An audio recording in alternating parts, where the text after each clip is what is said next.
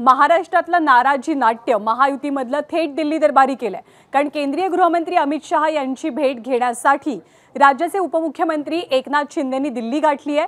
अमित शहा आणि एकनाथ शिंदे या दोघांची भेट झालेली आहे। काय चर्चा भेटीमध्ये झाली, काही तोडगा नाराजी नाट्यावरती निघणार आहे का? कारण आपल्या सगळ्यांना कल्पना आहे की भाजप आणि शिवसेनेमध्ये एकमेकांचे उमेदवार किंवा एकमेकांच्या पक्षातले लोक घेण्यावरनं प्रचंड मोठी नाराजी पाहायला मिळाली आणि नाराजीचे पडसाद कुठे उमटले तर ते थेट राज्य मंत्रिमंडळाच्या बैठकीमध्ये उमटले। कालच्या बैठकीला शिंदेंच्या अनेक मंत्र्यांनी दांडी मारलेली होती आणि नाराजी मोठी आहे भाजप शिवसेनेमध्ये याची चर्चाही झाली। त्यानंतर आज उपमुख्यमंत्री एकनाथ शिंदे अचानक दिल्लीला पोहोचलेले आहेत। त्यांनी केंद्रीय गृहमंत्री अमित शहांची सुद्धा भेट घेतली आहे। सोमेश कोलगे आपल्याला अधिक माहिती देतील। सोमेश, ही भेट झाल्याचं कळतंय, काय चर्चा झाली, किती वेळ या दोघांची बैठक सुरू होती?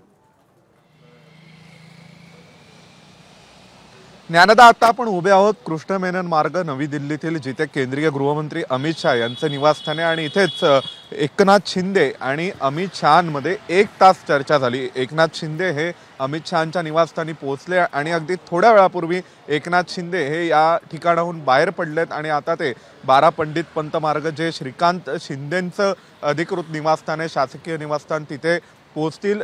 उद्या ते कदाचित शक्यता आहे की इथूनच बिहारच्या मंत्रिमंडळाच्या शपथविधीसाठी सुद्धा जातील।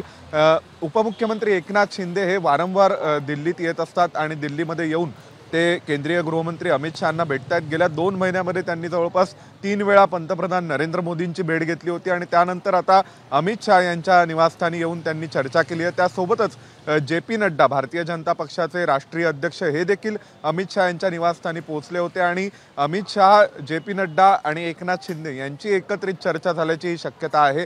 आणि या सगळ्या चर्चेमध्ये आगामी काळामध्ये बिहारच्या आता निवडणुका होऊन गेलेल्या आहेत, कदाचित बंगाल निवडणुका किंवा त्यापूर्वीच केंद्रीय मंत्रिमंडळामध्ये सुद्धा काही खांदेपालट होऊ शकतो, खातेबदल होऊ शकतो, तर त्यावेळी शिवसेनेला काही अधिकची मंत्रिपदं दिली जाणार आहेत का? त्याशिवाय महाराष्ट्राच्या राज्य मंत्रिमंडळामध्ये असलेले जे शीतयुद्ध आहे शिंदे आणि फडणवीसांमधलं, त्या अनुषंगाने काही चर्चा होऊ शकते का? असे असंख्य मुद्दे आहेत की जे या बैठकीमध्ये चर्चिले जाण्याची शक्यता आहे। सोमेश, धन्यवाद या सगळ्या माहितीबद्दल। वेळोवेळी ताजे अपडेट जाणून घेत राहू। तर अमित शहा आणि एकनाथ शिंदे या दोघांमधली भेट संपलेली आहे।